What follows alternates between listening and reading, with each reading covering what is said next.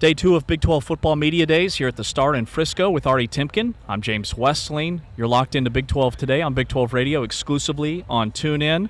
We welcome in the head coach of the Houston Cougars, Willie Fritz. Coach, first of all, good to see you here. Great to be here. We had to call a little bit of an audible getting over here, but we made it, so we're fired up. An audible before the season. That's exactly right. To get right. to Big 12 Football exactly Media Days. Right. Man, we're excited about your football team. Year 2, just can you speak to the upgrade in terms of your roster and guys you've brought in, the talent that you have to work with, and how much more comfortable you are at this new program? Well, one of the most difficult things last year taking over a new program is I came in there about a week and a half later than probably other coaches because we played in a bowl game at the institution I was at prior to coming to the University of Houston, and by that time school was over, U of H for the fall semester. So, I got to know the kids a little bit later than maybe other people, but I'm excited about the guys we have coming back.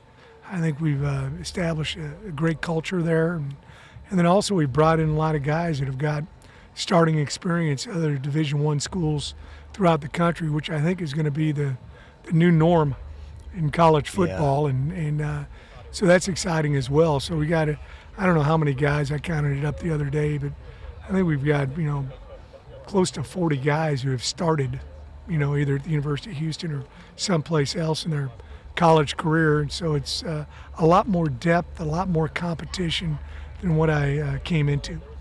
Defensively, you guys were so good last year. It was the offense that struggled. So how do you feel now, Slade Nagel, the guy you're comfortable with and have worked with a lot, taking over as the offensive coordinator, and then, of course, the offensive line is completely retooled?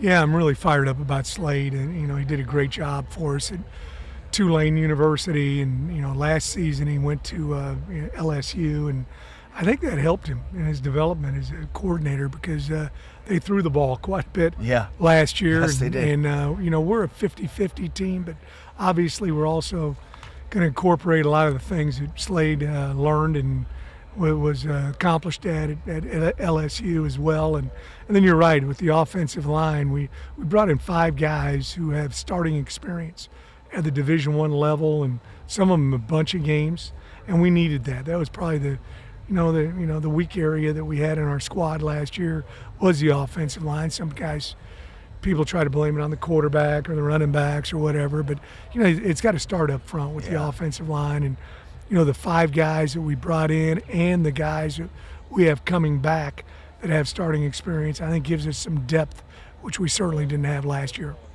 Coach, I had a Rice game last season on television and was blown away by Dean Connors. I think that he is potentially the number one hidden gem of the Big 12 when it comes to transfers, the Rice running back. He's like a Christian McCaffrey 2.0. What has he brought to your program, and how do you plan to utilize him next year? Because he's so efficient as a receiver in the passing game out of the backfield. No, we got to do both with him. You're exactly right.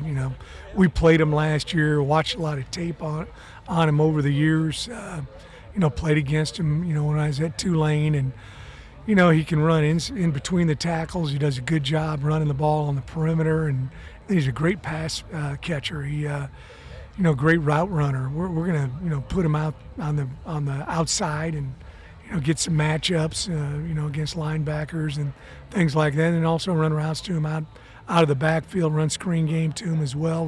We're really blessed. We got a lot of backs that I think can play, in the competitive Big 12, and Dean certainly is one of them. I'm also very intrigued by your defensive coordinator. Obviously Sheil Wood leaves, but Austin Armstrong comes in. Is he 32? I think he's 32, yeah. I mean, he was the youngest defensive coordinator a couple of years ago in the SEC at Florida.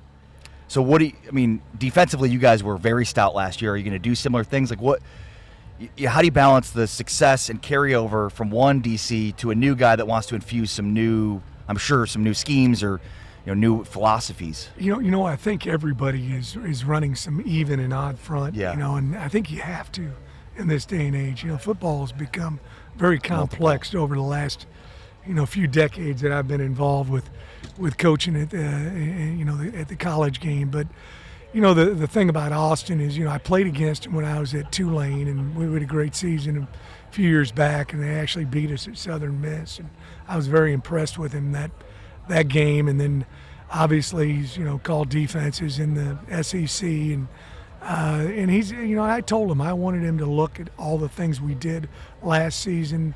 I got a bunch of coaches that were coaching on last season's squad because certainly we played great defense in 2024, but it'll be some new things and also a carryover of some things we did last year. But very excited about Austin and what he brings to the table. He's got a really extensive background for being a young guy. He's coached with Kirby Smart and Coach Saban, and and a good friend of mine, Will Hall at Southern Miss. So he's going to do a super job for us.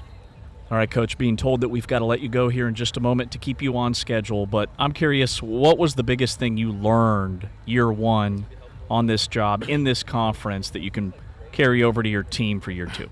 Everybody's good.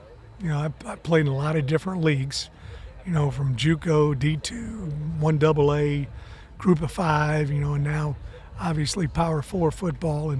And generally speaking, you're in a league, and, there might be a couple games where you don't bring your A game and you're still able to win the game. It's not the case in the Big 12. Everybody's competitive. Everybody's pretty darn good, and everybody's well coached. So I was very impressed last year with the entirety of the league, the entire league. Everybody is pretty darn good. Well said. You have an off-the-wall question, or we have to let him go? I think we've always got time for an off-the-wall question. All right, Coach Willie Fritz. Let's get to know Coach Willie Fritz. Uh-oh. Let's see. Which coach in the Big 12 would make the best reality TV star? Gosh almighty, I don't. Well, I think some of them have been on a reality TV show I was going to say. before. Is that correct? Is it one of them? I don't know. Already is. I think he's a Hall of Fame NFL player. Yeah. It's